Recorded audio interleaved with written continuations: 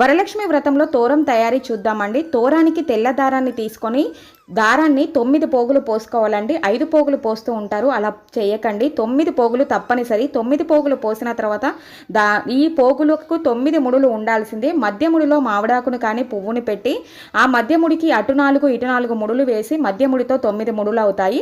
ఇలా తోరాన్ని 2 తోరాలను తయారు చేసుకోవాలి. ఒకటి అమ్మవారికి, ఒకటి మనకి. మనము తోర పూజ చేసిన తర్వాత కుడి చేతికి కట్టుకొని అక్షంతలను చేతిన తీసుకొని చారుమతి కథను వినాలండి. అదేవిధంగా ఈ తోరాన్ని, అమ్మవారి తోరాన్ని పూజా మందిరంలో భద్రపరుచుకోవాలి.